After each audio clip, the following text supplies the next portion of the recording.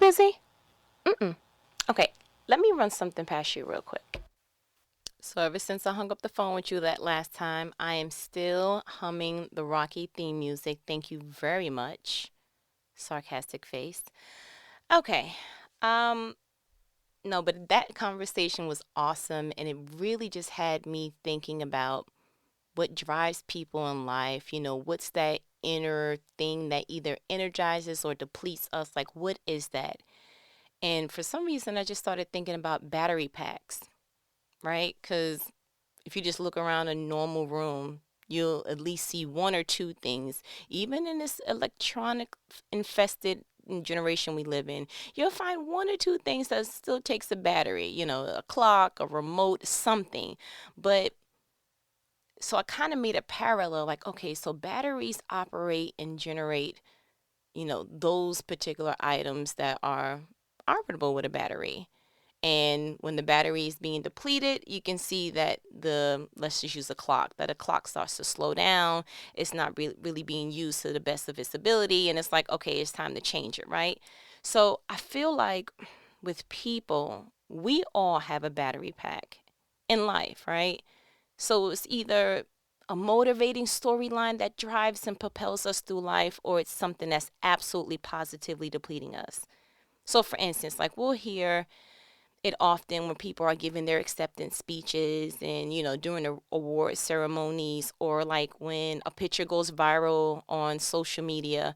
I think one of my favorites was when this African American woman was given, I think she was either in labor or she gave birth, but old girl was typing up a paper or taking a test. She had the laptop on the freaking hospital bed, and I was just like, what kind of strength? What did you get? Yeah, that's amazing. Like that battery pack is amazing. I don't know where you get it from, but I'm sure whoever is around you, yeah, they want a little bit of that anointing. I'm more than certain. Or like when the other, how you see when people are graduating like law or some type of college, they got their child there, and it's like, I did this and for them, and it's just like, man, it's super inspiring. Like it truly is. As a matter of fact, do you remember that model that was on America's Next Top Model? She has the full lips, African American. She has the big gap in the middle of her teeth. Um, you know who I'm talking about. Okay, Slick Woods. I remember because I was like, her first name is Slick. Her first name is definitely Slick. Slick. Okay, yeah.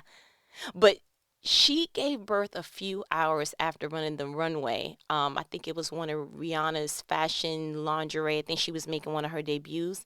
Like seriously, if you look up the model that gave birth a few hours after walking the runway with Rihanna or something to that effect, and watch, it'll pull up. I promise you.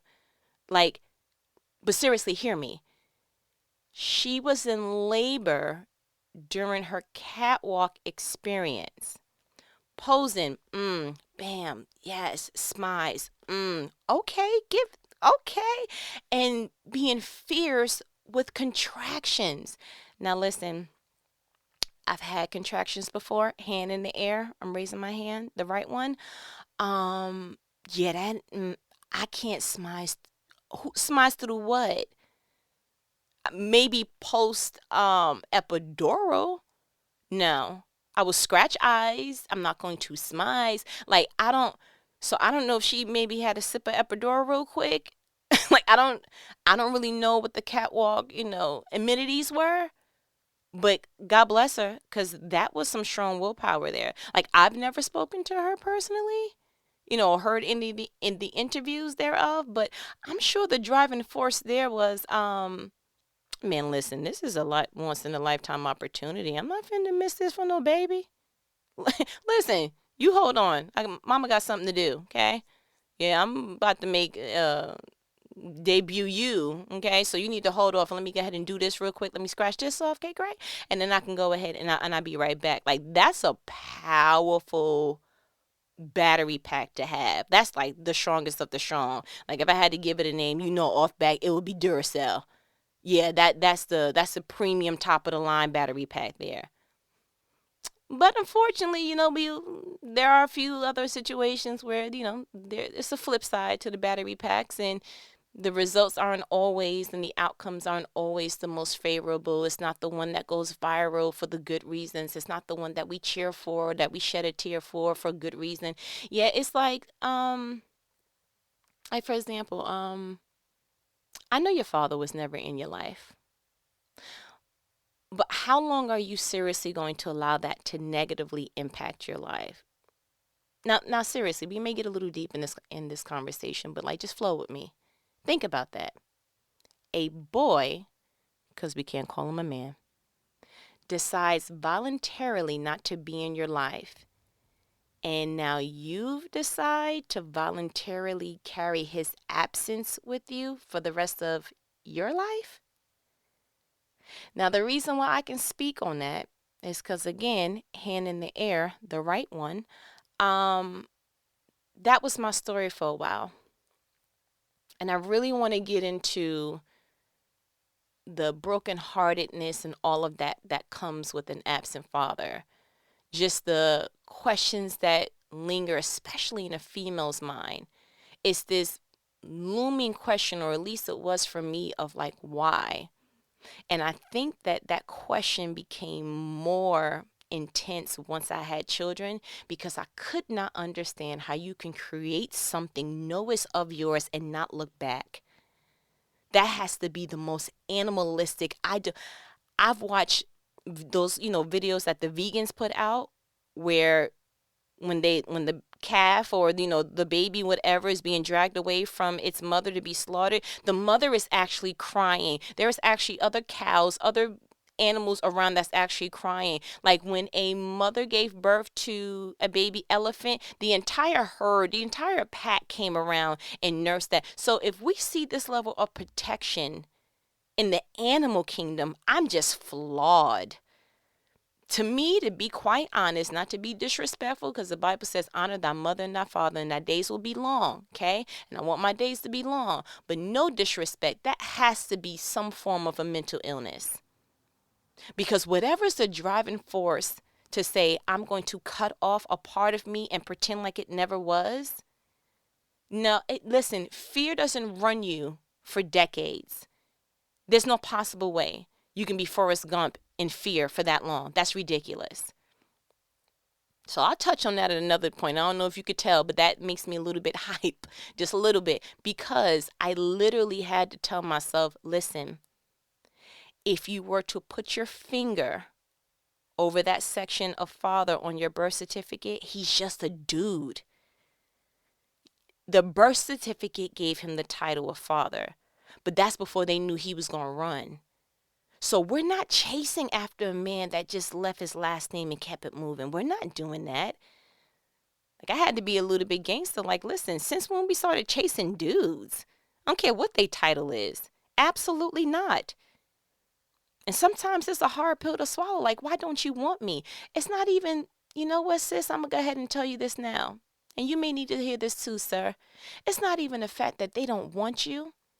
It's the fact that when they look at you, you remind them that they failed. And a lot of people don't have the courage to turn back and look at that and say, all right, let me look my failure in the face and let me own up to that. It's just easier to keep running once you've been doing it for so long. It's way easier. You understand? So again, that battery pack wants you to go ahead and just dissolve. Like, we're done. We're not letting that person that just left on the birth certificate, whether he left his name or not. Yeah, listen, sir, I'm good on you. Like, I'm done. We're gonna go a little bit deeper and make it a little bit more comfortable, but I want you to understand where I'm going with this. Like, I understand that you were sexually violated. Yes, it was brutal, and that is a terrible circumstance indeed. I'm not even going to try to faint over that. But you got to trust that God's going to handle that personally. Okay, they are going to personally get theirs. Trust and believe. The Bible says, "Revenge is mine, saith the Lord." And he don't play when it comes to his kids. None of his kids. You thought that your family was big about you? No, no, no. God's big about his kids. Play him not. I'm telling you, he just seriously. But you have to try to see a brighter side to that. Like, I read in one of Gabrielle Union's, one of her many interviews that she completed, and she informed that she was sexually violated, but she found her smile again.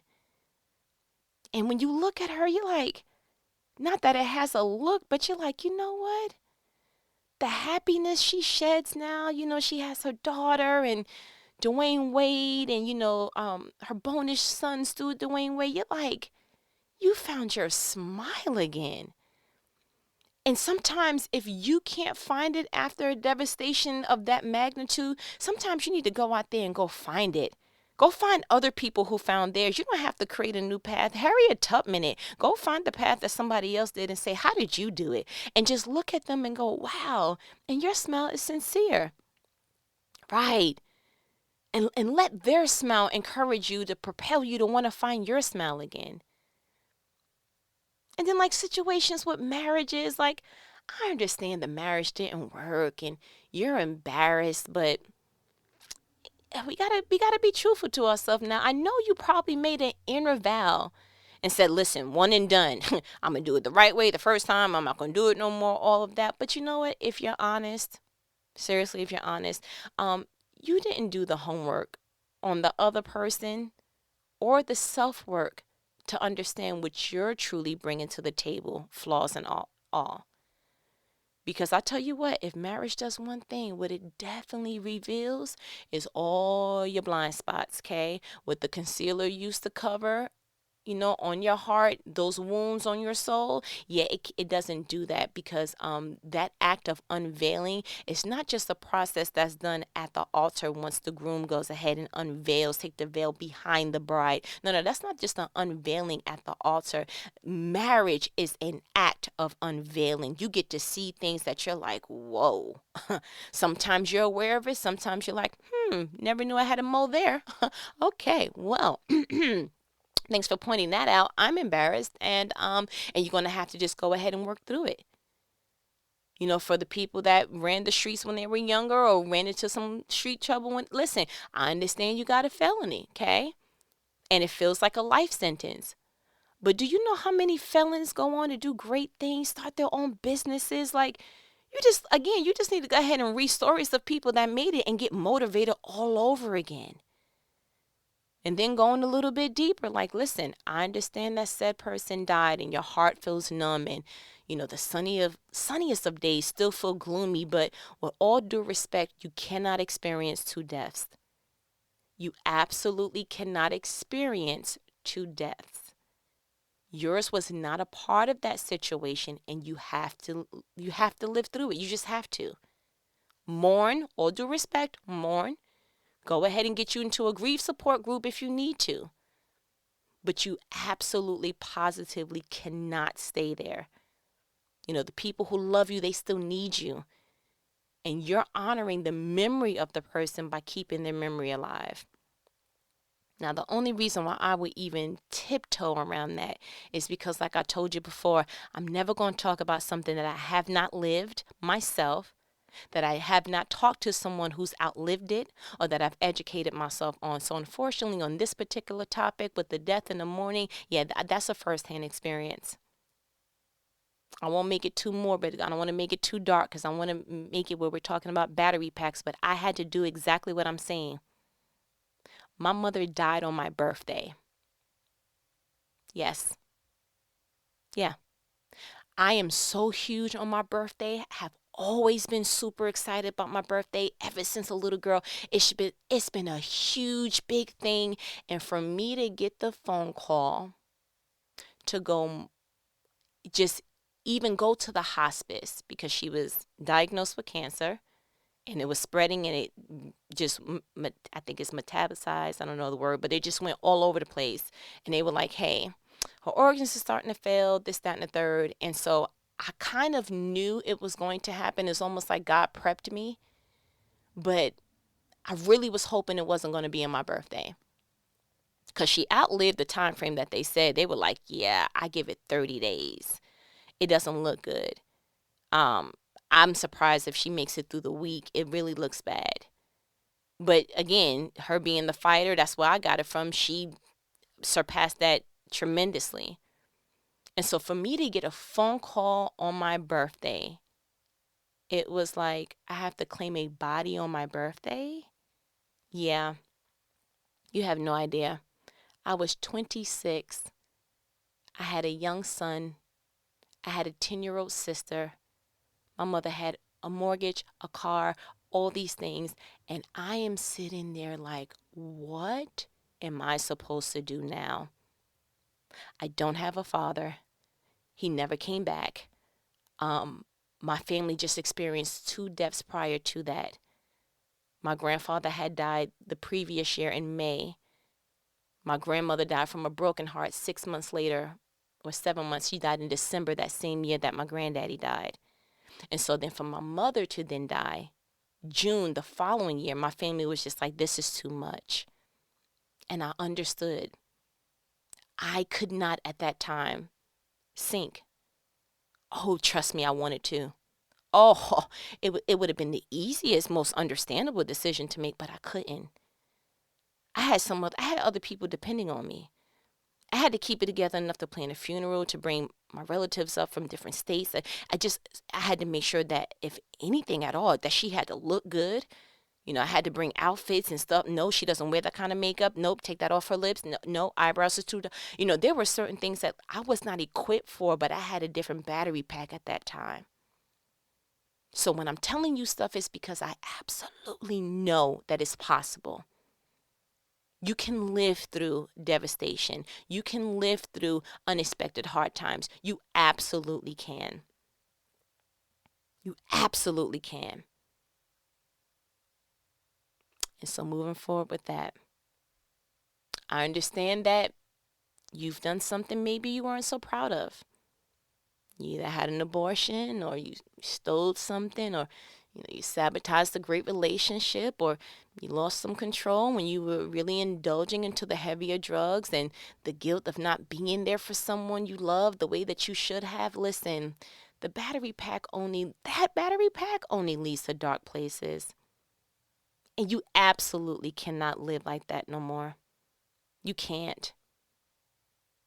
I love when social media shows real survivors on social media.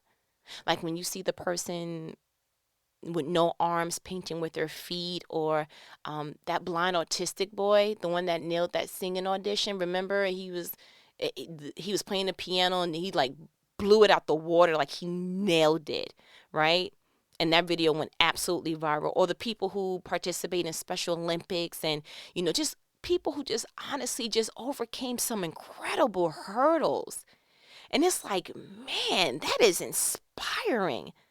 Because those people had to decide to hike the very mountain that attempted to block them. Hiked it meaning that they made the best of it, right? Those people took a flaw and made it a beauty mark. Did you feel that? They made a flaw a beauty mark. Those people impressed me because they had a reason to give up. And we would have completely understood. We wouldn't look at an amputee survivor or a blind autistic boy and say, listen, okay, you should be doing more with your life. It's almost like they were given a valid reason to give up and to bow down to their circumstance, but they did just the opposite. See, those people, in my opinion, that is what a true modern day dragon slayer looks like. Those are the people that should make us reevaluate ourselves and say, hey, I'm doing this wrong. I've been wearing this outfit, this circumstance for way too long. There are too many mindsets that I can swap for this negative one. Like, why am I even doing this to myself? There are too many happy endings I can choose from my book. And I'm not choosing the saddest, most obvious one. Okay, your mom died. Talking about myself now. That's the end of your chapter? That's the end of your book? No. Okay, your father left. He never came back. Really? And so that's how you want the end. That's how you want it to end? No. Baby, every day that you live and you got the pen in your hand and you writing a different chapter. You ending that chapter, you writing a new one. You adding additional pages onto it. Listen, the credits don't go up yet. The credits don't go up yet. Every good book got a good ending. I'm choosing mine. That's what I want you to say to yourself. I'm choosing mine today. I know racism is a real thing, but it doesn't have to be your thing. Yes, women's rights continues to be an uphill battle, but you got to really trust that God didn't give you a gender as a punishment. Like, really make a declaration to yourself that today will be my last day wearing this outdated, broken heart. I'm throwing it in. I'm throwing in these dead batteries. I'm giving it away. I'm done. You have to believe and just tell yourself, listen, my circumstance is not my DNA, but my DNA will overcome this circumstance. Please change your battery pack. It's training you opposed to empowering you. What if I would have wore the dead batteries through my life? Then what? I would have never got to the point that I would have lived enough to have a passion enough to talk to people, to let them overcome their hurdles, to see a real life example of, hey, I'm not just reading articles. I'm not just, just looking through other people's windows. I'm actually opening up my door and I'm showing you it's possible. Do you understand that? For me to get to this very point, it took a different set of batteries. Do you understand that? So you need to do some self-evaluating today and throw out the old, stale, outdated, rusted pack of batteries once and for all out your life for good. And just look at yourself in the mirror and say, I declare and decree I am free. I don't care how many times you got to repeat that, but you better go ahead and do it. Because I promise you, when you go ahead and really muster up the courage to do so, beauty waits on the other side. Beauty waits on the other side. And we all love the unfolding of the oh, happily ever after. Oh, that was nice. But you know what? We skim through the hard parts and we really elongate and emphasize the good parts. But one goes after the other. It gotta rain for the sun to come back out at some point, right? The leaves gotta fall, but they grow back, right? It's just a process.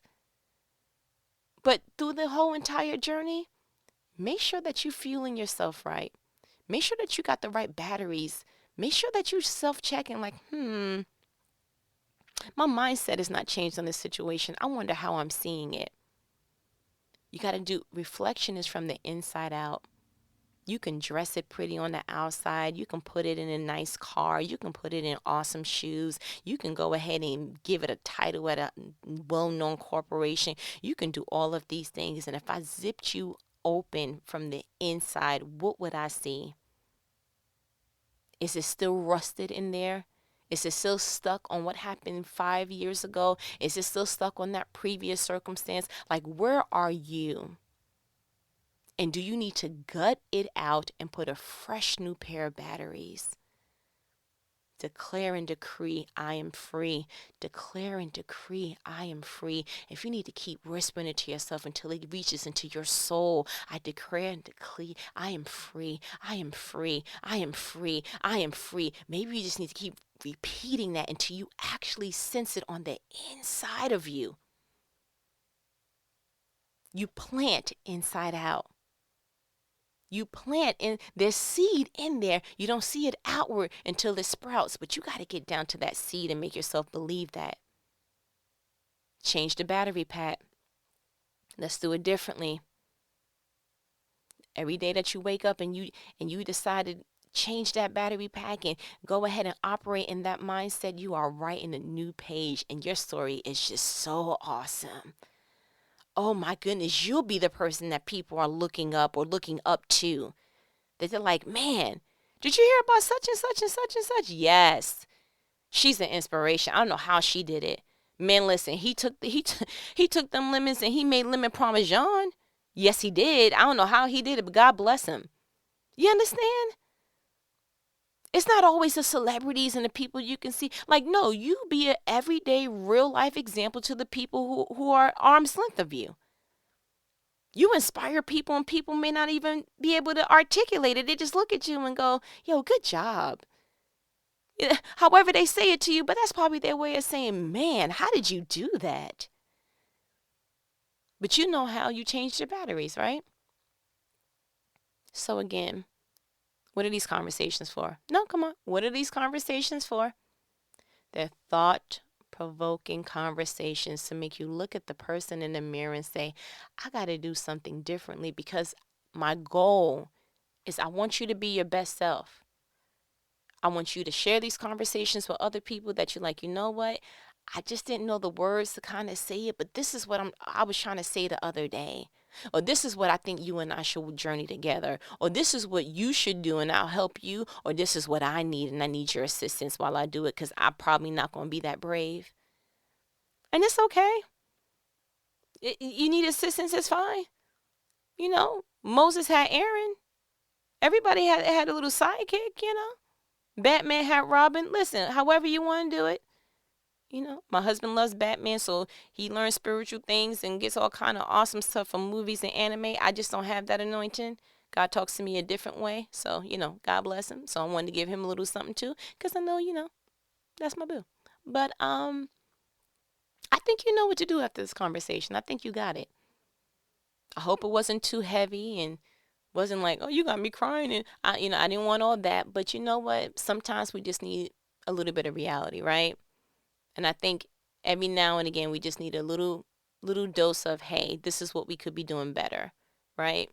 And sometimes you need somebody to come and just kind of pull back the covers on your bed and go, I don't think this is made. I think all these years you just been kind of throwing a comforter over the whole entire bed and calling it made. But there's some things you got to iron out, and here, and here, right?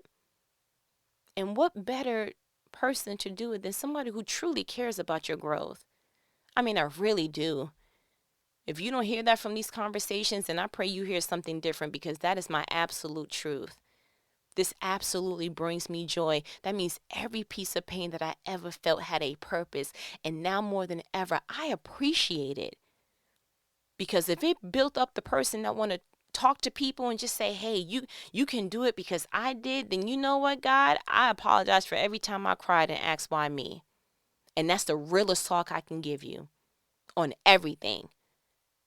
I apologize for crying because I didn't know about Romans 8:28, that it was all working for my good. My bad, God. I didn't know. I'm sorry. You can square up with me later. Not, but take it easy on me a little bit, okay? Because that's before I really knew, okay? All right. So you know what to do. You know what to do with these conversations. I am a firm believer that as I was speaking to you, God was talking to you and you were shaking your head like, yeah, it's time. Yeah. And it is. And you know what? Let me just go ahead and be the first to say, I'm proud of you for being brave enough to even acknowledge it. How many years has it taken for you to go, you know what, that is an issue? And you've been scared to probably unpack it because you're like, I don't know what's going to come out this suitcase when I zip it open. And it's okay. Tell God you don't want to do it alone. And whether you tap into the Holy Spirit or he actually sends you someone that you can trust and safely unpack with, when it's time, God will help you. Trust. But I think you got what you need. Matter of fact, I'm confident that you got what you need in this phone call, because this was a life-changing one. And I'm here if you need me. If you ever need me, give me a call. I'm absolutely here. And I mean that. Come back to this conversation, whatever you got to do. But I pray before I have these conversations with you, so I know that God's with you. But as my good nanny says, all right, I ain't going to hold you. Now that I said about suitcase, I need to go ahead and unpack some of this stuff out of mine. Because, once we come back from going someplace, we live at the suitcase after. I don't know why we do that, but I don't want to talk about myself right now. I'm going to go. But I'm going to call you back later. This was a great conversation. We're going to chop it up later, okay? Pinky promise. All right. Later.